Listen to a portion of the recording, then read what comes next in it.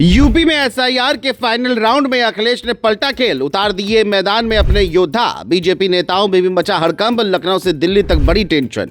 शिवपाल डिंपल भी हो गए अखिलेश की चाल से खुश, इकरा हसन भी हुई एसआईआर को लेकर एक्टिव। अयोध्या नरेश, अवधेश प्रसाद को भी मिली बड़ी जिम्मेदारी।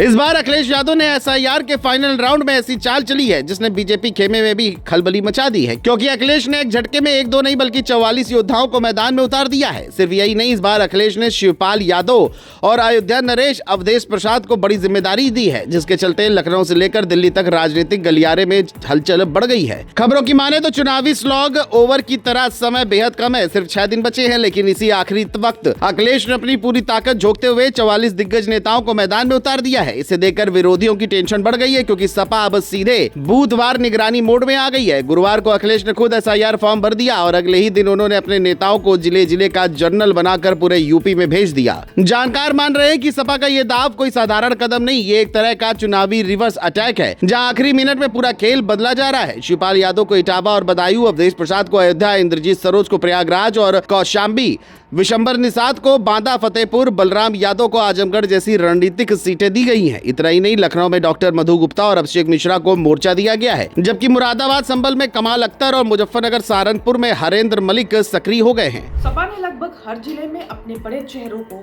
उतार कर साफ कर दिया है कि एसआईआर यही तय करेगा कि 2027 की लड़ाई किस दिशा में जाएगी।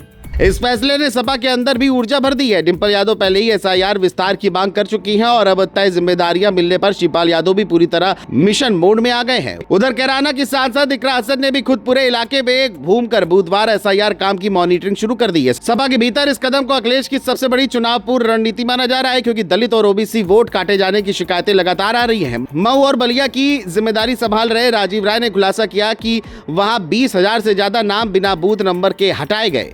यही बात अब विपक्ष को एसआईआर के खेल का बड़ा मुद्दा बनाने का मौका दे रही है। सपा नेताओं को साफ निर्देश दिए गए हैं कि वो अपने अपने जिलों में विधानसभा वार दौरा करें, बीएलए सूची और बूथ प्रभारियों की स्थिति जांचे, कितने फॉर्म बांटे गए, कितने जमा हुए और कितने अपलोड हुए, इन सभी बिंदुओं का रियल टाइम रिकॉर्ड बनाए। पार्टी मुख्यालय को हर जिले से विस्तृत रिपोर्ट भेजने की व्यवस्था भी शुरू हो गई है। ये पहली बार हो रहा है कि सपा एसआईआर पर विरोध करने की बजाय निगरानी मोड पे उतर आई है। इसका सीधा मतलब यही है कि अखिलेश यादव ने बीजेपी के उस खेल को भांप लिया है जिसमें विपक्ष दावा कर रहा था कि ओबीसी, दलित और अल्पसंख्यक वोट धीरे धीरे लिस्ट से हटाए जा रहे हैं। बड़ी बात यह है कि एसआईआर की आखिरी तारीख 4 दिसंबर जरूर है, लेकिन इसके बाद आपत्ति और सुधार की प्रक्रिया भी चलेगी। यही वजह है कि सपा इन दिनों युद्ध स्तर पर काम कर रही है, ताकि जिनके नाम लिस्ट से हट गए हैं उन्हें समय रहते वापस जोड़ा जा सके। विश्लेषकों का मानना है कि सपा की रणनीति ये है कि हर काटे गए नाम का रिकॉर्ड रखा जाए, ताकि चुनाव आयोग के सामने ठोस सबूत रखा जा सके। ये कदम बीजेपी के लिए भी चिंता का कारण बन गया है, क्योंकि पहली बार सपा ने संगठित तरीके से बूथवार जमीनी स्तर पर निगरानी बढ़ा दी है। अब सवाल यह है कि अखिलेश के इस बड़े चुनावी दाव का असर 2027 में कितना दिखेगा।